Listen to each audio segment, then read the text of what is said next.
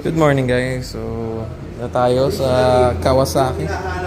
So, meron tayong SE and then meron tayong standard na Eliminator 451cc. Brand new engine. And cruiser bike na bagong-bago sa market guys. So, yung SE, meron siyang Tinko blackout talaga. Kasi meron ng ganito. So, na-cover ito din. Pati cowling. Ito sa standard is wala nung black and wala din yung cowling. Rather than that, black yung exhaust. All black. And ito may gray. Wala yung white dito sa Philippines. Ito lang muna yung lumabas. Yung black tsaka yung gunship metal gray.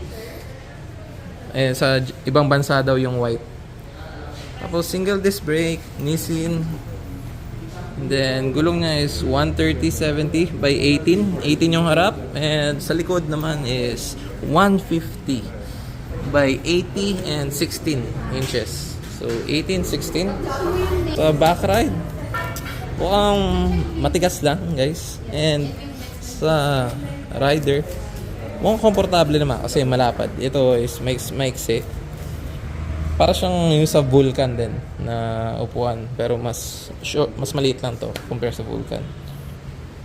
So sa shocks niya is adjustable para sa tigas ng spring. And hindi siya front peg. So dito yung foot peg niya sa yung standard. So mas relax, pwede kang tumayo pag nangangalay ka ng nakaupo. And ito is yung sa ibang bansa kasi may mga lagay ng mga plate number. So ito, pwede natin lagayin ng Insta360 ng camera. Pwede yan. Tapos isa pa dito guys, meron pang USB port. Yan, na Type-C. C to iPhone pwede.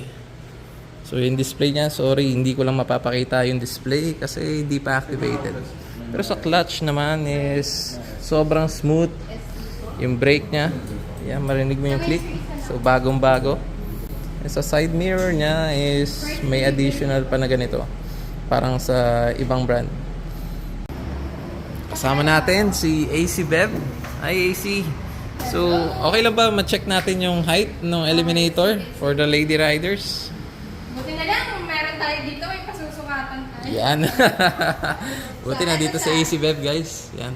Guys, madaya yung sapatos ko May 1.5 yan. 1.5? Wow. Yeah. So, susukatin siya. Saka naman ang lahat guys 5'2 yung height ko. 5'2, okay. Yan o. So, Yan. So, yan lang. Sa 5'2 plus 1 inch, 5'3 height. And abot na abot. So, 5 flat. I think kaya pa rin eh. Suot ka lang ng mga boots talaga, di ba? So, may technique yan kung gusto. ano yung technique, Miss AC Beb? Alam nyo na Pag nakita, napanood nyo yung ibang mga lady rider dyan na mga, syempre mga pinulang sa height. Gaya ko, ito lang yung secret. Ito, ibig sabihin yan, mataas na heels yung kailangan. Pero kailangan mo naman sana, syempre. Hindi basta-basta. Kasi na-try ko isang beses, nangapa ako siya. sa shifting, doon ka nahirapan. Nangapa ako, hindi ko matansya. Minsan, nalulubog yung kasi di ba pag naka-heels ka, may sa gitna, may parang may palubog. Okay. Doon pumapasok. So mahirap. Kailangan mo muna Practice talaga. Bago mo siya ilabas. Alright. Thank you. Thank you, AC. And hazard.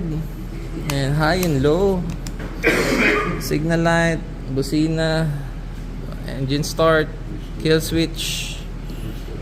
And dito is maneuver is napakalambot. So kahit saan kadali nitong bike na to guys, hindi ka mapapagod. So 2-cylinder. Hindi ko mapapakita yung tunog ngayon. Pero may makikita tayo sa ibang mga vloggers din na nag-post niyan sa ibang bansa. Na mostly, pag may naka-activate na or pwede kuhain ni AC Beb. Pwede kuhain. Para marinig nyo yung tunog.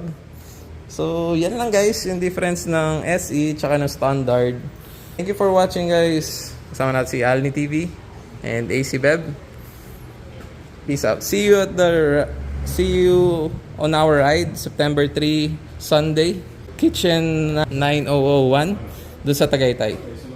Peace out guys.